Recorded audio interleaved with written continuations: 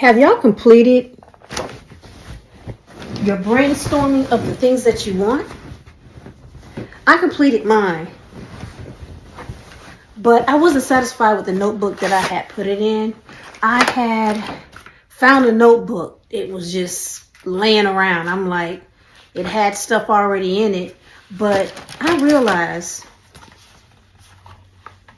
I have this. I had bought this like last week. I bought it and I forgot that I had it. I had it in a bag in the garage. And I thought to myself, when I saw this, what better place to sit here and journal my journey, my manifestation journey. So I'm going to transfer the information I put on here from yesterday to here. And before we get to finalizing what we want, and when I say finalizing, I should say putting the specifics in, I want to warn you. I shouldn't say warning, but have y'all ever read the book, The Monkey's Paw?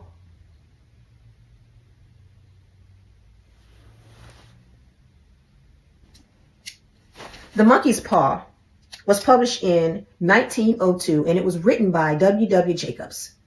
And it's a story with Mr. White, which is the father, Mrs. White, which is the mother, Herbert, which is the son, and you have Sergeant Major Morris. He was a guy that was in the British military in India. And you also have like the representative of a job and a stranger. Okay, so just imagine having a house on a lonely road and you don't have many neighbors at all, if any.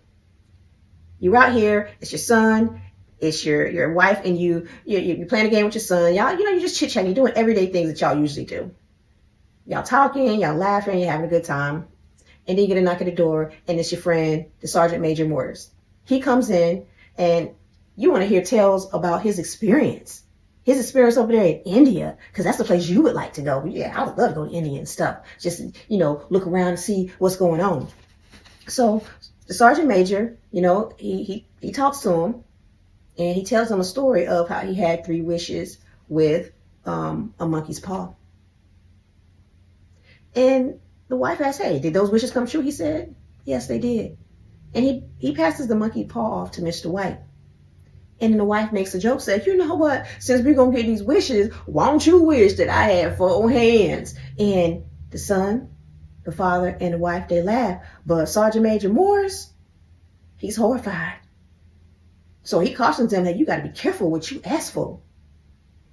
And, they take it lightly. They're not really, taking it that serious. So the man has the monkey's paw. He puts it in his pocket. And, they eventually decide what they want, which is 200 pounds. They wanted some money. And now they wait for it, for it to instantly appear. They're like, when it's going to come? How's it going to come? They want his money. So then the next morning, the son goes off to work. He works at the mill. And later on, they get a knock at the door. And they're like, who be knocking at the door? Who was that?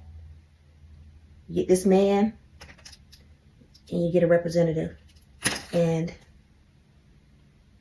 at first, the guy is at the gate, trying to decide, how can I come in this house? How, oh shoot. He eventually comes and the mom has a bad feeling. And they get told your son is not well. And the mom's like, oh, like she figured something was wrong. And the guy tells her, hey, he's not in any pain. And the wife is like, whew, now that's good. He may have gotten hurt, but it's good that he's not in any pain. But it took her a minute. It took her a minute to think about what he was saying. Wait a minute. He's not in any pain. That means, oh my God. So, of course, she's horrified. The representative says, our company feels bad. He fell in the meal. And he hands them a check. And they're mortified. Because the check is for the 200 pounds they had asked for. So now they're in grief. They are in major grief. And some time passes by. 10 days, actually. And the wife was like, I don't know why I didn't think about this before. Get the monkey's paw and wish for him to come back. Do it.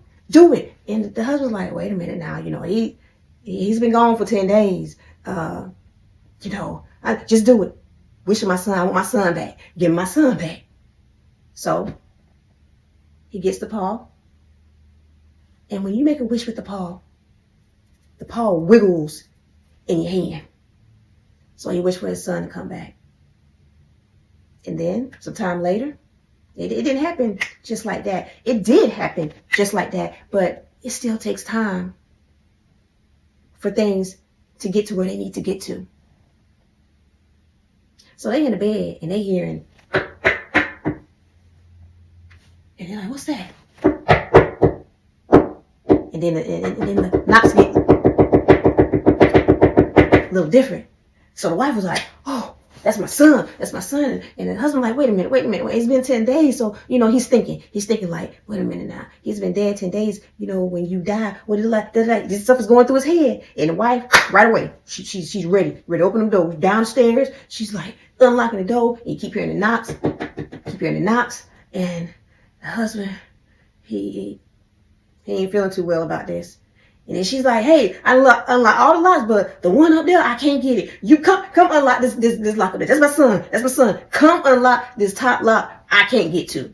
And the husband, what he doing? He looking for that monkey's paw. And by the time he got the monkey's paw in his hand, that wife done got a chair. She ain't waiting on him. He taking too long. She done got a chair, put it up against the door so she can unlock that top lock.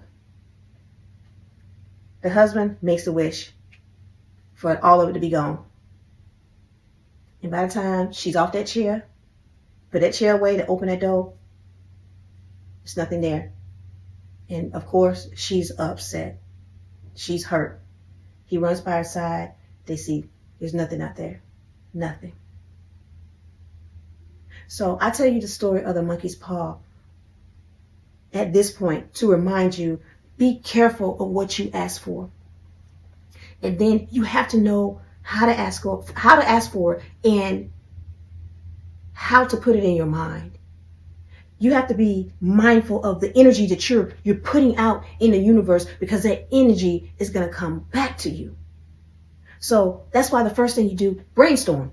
Make it loose. I call it loose wishes or wants. And then you're going to go down and write down things a little bit more specific. It's a cautionary tale because sometimes you want stuff so badly and you can put out that energy, but that's not the type of energy you want when you're trying to manifest something. If you're putting out anxious energy, bad energy, sad energy, what you manifest is going to come back with that type of energy, and it may come back twice as bad or anxious or sad. So you have to be careful. Know what you want. Know what you want. And then I want to tell you this story too, but I think it's better heard by somebody else. Listen to this.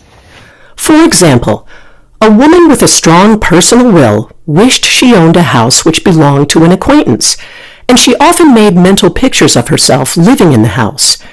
In the course of time, the man died, and she moved into the house. Several years afterwards, coming into the knowledge of spiritual law, she said to me, "Do you think I had anything to do with that man's death?" I replied, "Yes, your desire was so strong, everything made way for it. But you paid your karmic debt. Your husband, whom you loved devotedly, died soon after, and the house was a white elephant on your hands for years." The original owner, however, could not have been affected by her thoughts had he been positive in the truth, nor her husband, but they were both under karmic law. The woman should have said, feeling the great desire for the house, "Infinite intelligence, give me the right house, equally as charming as this, the house which is mine by divine right." The divine selection would have given perfect satisfaction and brought good to all. The divine pattern is the only safe pattern to work by. Desire is a tremendous force and must be directed in the right channels or chaos ensues. In demonstrating, the most important step is the first step to ask aright. Man should always demand only that which is his by divine right. To go back to the illustration, had the woman taken this attitude, "If this house I desire is mine, I cannot lose it. If it is not, give me its equivalent," the man might have decided to move out harmoniously, had it been the divine selection for her, or another house would have been substituted. Anything forced into manifestation through personal will is always ill-got and has ever bad success. Man is admonished, "My will be done, not thine," and the curious thing is, man always gets just what he desires when he does relinquish personal will, thereby enabling infinite intelligence to work through him. "Stand ye still and see the salvation of the Lord."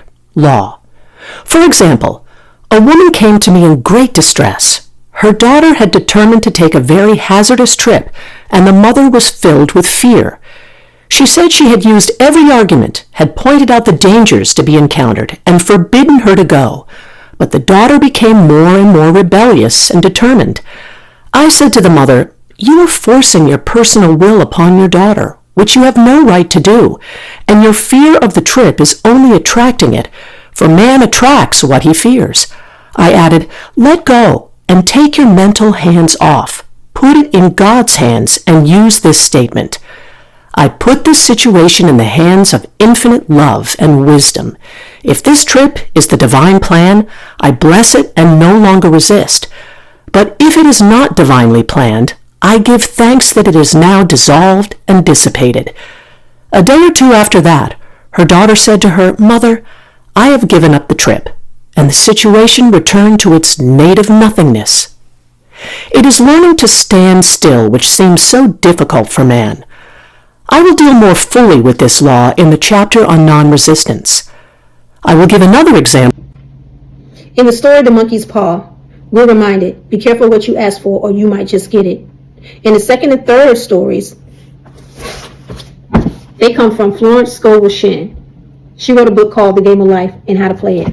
And in her first example, we're reminded, hey, it's okay to want something that your coworker, your family member, your best friend have, but you shouldn't want that exact thing. And what I mean by that is this. This book is mine, right? I've highlighted many passages in here, and some of the pages are coming out. You shouldn't want this particular book. You can go get this book somewhere else, a similar book.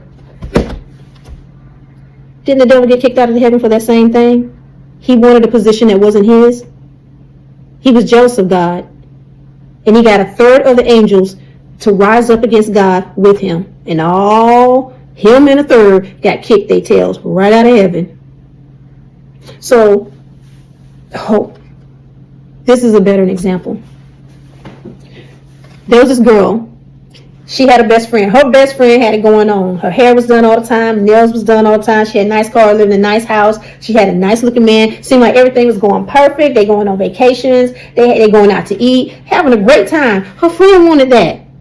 Her friend didn't just say, I want that life. Something similar. I want the goodness from it. And she did want the goodness.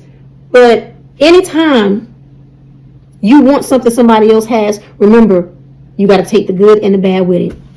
So, that friend got her friend's life. And she also got them butt whoopings. Because that man was tearing her up behind closed doors. He sure was. Now, her friend got free. And now she got all the nice clothes, hair done, nails done. And she getting them beatings. you got to be careful of what you ask for, or you might just get it. And in the third example, you see a woman pushing what she wants, her ideals and everything on somebody else, even though it's her daughter. And you have a right to a certain extent to want the best for your child. Sometimes you can see something maybe your child can't see. But also our kids have to walk their own walk. They have a journey to take in this life just like we do. So if you want something really badly and your energy is pushed out as wanting it so badly and it's not on the right wavelength, then you'll get a pushback.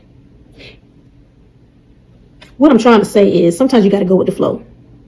And I'm not saying go against your morals and all that, but sometimes when you put something out there, you put it out there and you let it be. You say, hey, it's out of my hand. I done did everything that I can do. I done gave advice. I done told my opinion. This person want to keep doing what they want to do. It's okay. I'm letting it go. Even when you're trying to manifest something, you say, hey, I want to manifest a brand new car. You got to put a certain type of energy out there with that brand new car. And then you have to just let it go. Ooh, let it go like the wind, just let it go. So now that you've been warned about what you should ask for and how you should ask for, now take a look at your brainstorming list again. Look it over. And let's go and start to write the final. Listen, when I say final, things can be edited. You may find out maybe halfway through your manifestation week or something, you know what? I really don't want this right here. I need to put something else there. This is life. Things happen, things change. And it may take you a little longer, maybe, to get something once you start all over. But we'll talk about that later. So, like I said, now that you know that you have to be careful what you ask for and be careful of the energy that you're putting out there. Look at your list again. And let's go do the final one.